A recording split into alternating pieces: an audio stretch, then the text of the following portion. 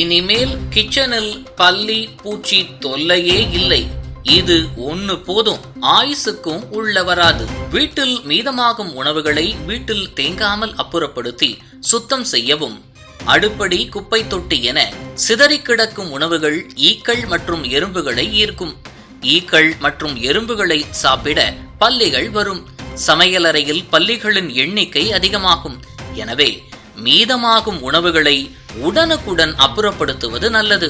வீட்டில் சமையலுக்கு பயன்படுத்தும் முட்டை ஓட்டை தூக்கி போடாமல் அடிக்கடி பல்லிகள் காணப்படும் இடங்களில் அந்த முட்டை ஓடுகளை வைக்கவும்.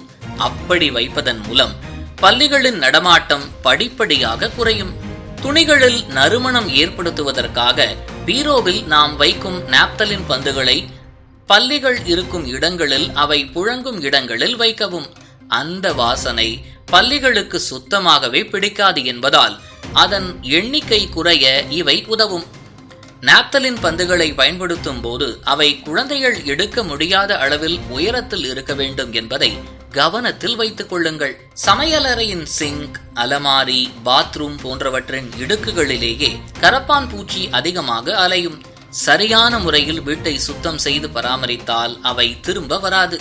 சமையலறையில் பாத்திரம் கழுவும் இடம் எப்போதும் சுத்தமாகவும் ஈரம் இல்லாமலும் பார்த்து கொள்ள வேண்டியது அவசியம்.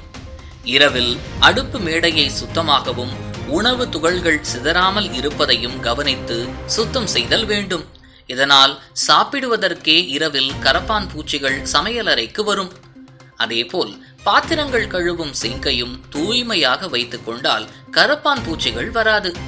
மேலும் பாத்திரங்களை நன்றாக அலசி ஒரு பெரிய பிளாஸ்டிக் டப்பில் போட்டு வைத்தால் சிங்க் சுத்தமாகிவிடும். கரப்பான் பூச்சி வருவதை தவிர்க்கலாம். வீட்டின் குப்பை கூடையை நன்றாக மூடி வைத்து அதில் நாப்தலின் உருண்டைகளை போட்டு வைக்கலாம். அலமாரிகள், புத்தகங்கள் வைக்கும் இடம், கிச்சன் மேடை என அனைத்திலும் இதனை போட்டு வைத்தால் கரப்பான் பூச்சிகள் வராது.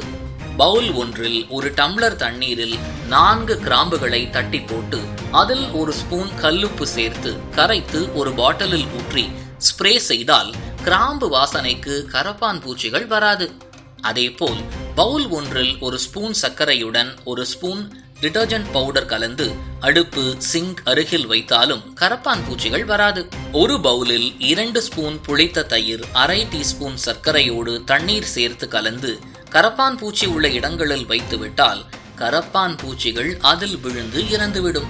மேலும் இரவில் கிச்சனில் 0 வாட்ஸ் லைட் போட்டு வைத்தால் கரப்பான் பூச்சிகள் மற்றும் பல்லிகளும் வராது.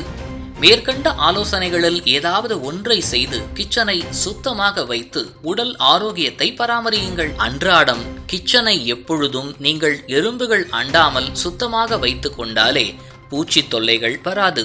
அப்படி மீறியும் வந்தால் இதுபோல் முயற்சி செய்து பாருங்கள். பிறகு ஒரு பூச்சி கூட வீட்டில் அண்டாது. இது போன்ற முக்கிய நிகழ்வுகள், அரசியல் தகவல்களை ஆழமாக மாறுபட்ட கோணத்திலும் அறிந்து கொள்ள மறக்காமல் பாரத் மெயில் 24 பக்கத்தை பின்பற்றிக் கொள்ளுங்கள். உங்கள் ஒவ்வொரு ஆதரவும் இது போன்ற பல நிகழ்வுகளின் பின்னணியை அறிய உதவும்.